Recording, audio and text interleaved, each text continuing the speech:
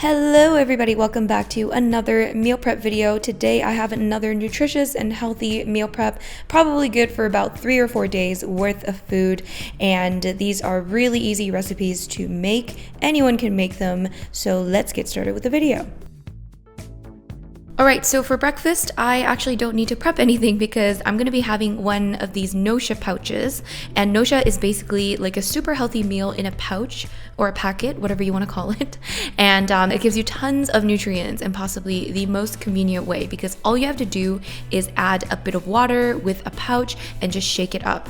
So super convenient, and these are super healthy as well, full of veggies, fruits, vitamins, and minerals, and just awesome for anyone that has a really busy life and you have trouble getting in your daily nutrients. So there are 2 different flavors. There's banana cacao and apple cinnamon, and you can always switch things up by adding a little bit of almond milk into the banana cacao mixture or a little bit of apple juice along with the apple cinnamon flavor, and this will make it taste even better. Another way that I like to have Nosha is in a smoothie. So if you have a little bit of extra time in the morning, then you can try this out as well. So I like to use 1 frozen banana and about a cup of almond milk, and then I like to fill up with some more water. And then I add half a package of the banana cacao. So this is probably my favorite way of having Nosha. I just think it tastes really, really good. So if you guys are interested in trying out Nosha or getting some more information, their website link will be in the description box down below, and they have been kind enough to send me a 50% off discount code for your first subscription box order. So don't forget to use the code CheapLazyVegan. So we are moving on, and I'm going to be making some very nutritious soup where I basically put everything that I have into the soup.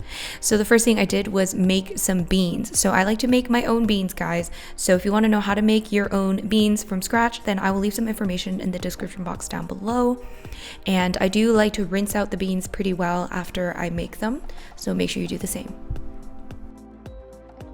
Alright, so now we're going to move on to the chopping of the vegetables. Now the first thing I'm chopping is some cilantro. Now I'm going to leave a link to a blog post which will have all of the ingredients that I personally used, but you can use whatever veggies you'd like. So we've chopped up some cilantro, and now we are chopping up some parsley. And moving on, we're also chopping up some kale, some green onions, 1 lone potato. We're also chopping up some celery, some onion, and red onion. So I'm just adding everything into my new pressure cooker because that's how I'm going to cook it. So we're going to add 3 cups of the cooked beans, the ones that we just rinsed out, remember?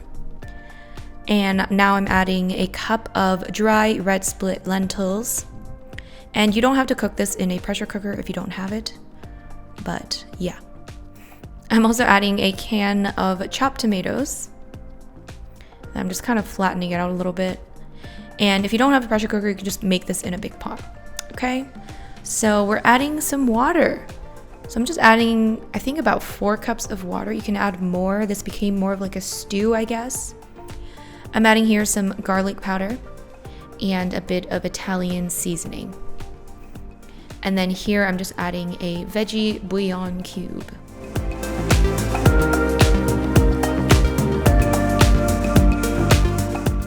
Now I'm just giving it all a very good mix. Now if you're going to make this on a regular stove and a pot, then I would probably just bring this to a boil on high heat first, and then when it comes to a good boil, then I would just let it simmer for like, I don't know, maybe 50 minutes to an hour. The longer it cooks, the better it will probably taste. Just keep an eye on it, okay?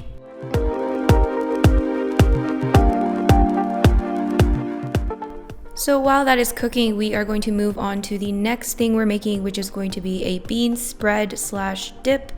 And this is what it kind of looks like. And yeah, let's get started. So on a non-stick pan, I'm just going to add a little bit of water and add half a diced onion. And I'm just going to cook that up a little bit. You can use oil if you'd like, but I just decided to use water. And after the onions have softened a little bit, I'm just adding a bit of minced garlic. I think I used 3 cloves of minced garlic. And we're just going to cook this up until the garlic is kind of browned and the onions are completely softened. And you can keep adding a little bit of water to prevent it from sticking.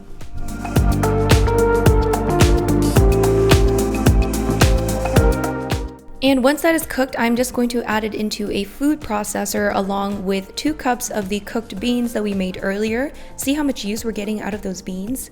And we're also adding some celery. Now the celery you can skip if you want to keep this a more of a drier spread because the celery makes it moist.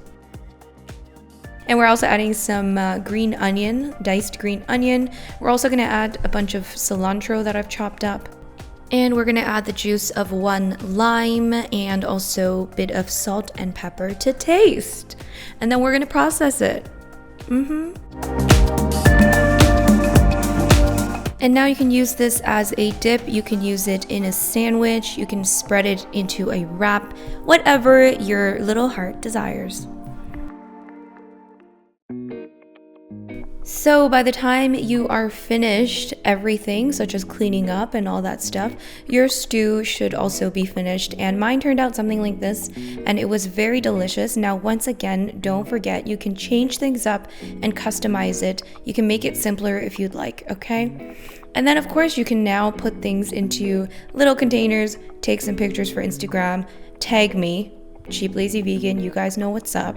And I think this is definitely enough food for at least 3 days, if not 4 days. Of course, you want to add some bread in there to make sandwiches. And I like to put a little bit of avocado into the bread as well, along with the spread. I think it just tastes good.